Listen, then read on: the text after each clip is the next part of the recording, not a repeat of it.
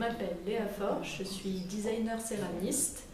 Je suis actuellement en apprentissage et je vais vous parler du coup de ces deux tasses que j'ai réalisées en duo. Ce sont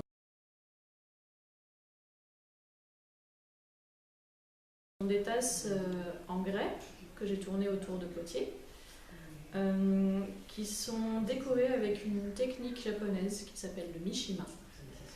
Donc, le mishima, c'est une technique de gravure sur terre crue où on a d'abord la surface lisse de la terre sur laquelle on vient graver, pour moi à main levée, le motif qu'on veut réaliser.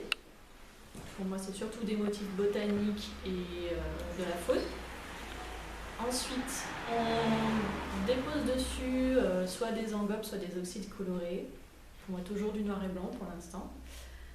Et on retire avec une lame de rasoir fine la couche supérieure de la couleur pour qu'il reste uniquement la couleur dans les creux et que ressorte ainsi le dessin. Donc ça, c'est la technique du mishima.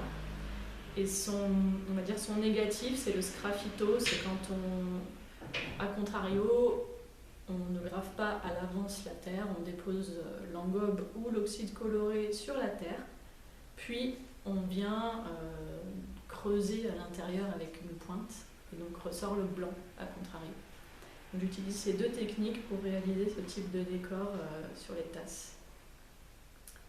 Et le mishima, ce qui est marrant, c'est que c'est une technique que j'ai commencé à employer avant même de connaître le nom et de connaître l'origine de cette technique pour pouvoir graver la terre et que ce ne soit pas simplement un motif déposé sur la surface, mais bien ancré dans la surface et dans la matière. Vu le nom, je suppose que c'est une technique japonaise?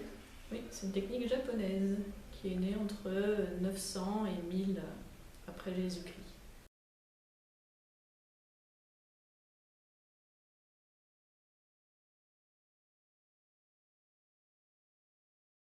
Alors, les motifs de nature, j'ai toujours adoré la nature et c'est une grande source d'inspiration pour beaucoup de choses que je produis.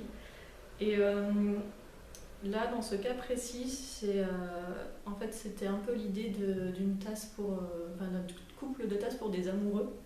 Donc, j'ai réalisé 2 moineaux, mâle et femelle, sur 2 tasses pour un homme et une femme qui seraient amoureux et qui voudraient se faire un cadeau. Voilà pour la petite histoire.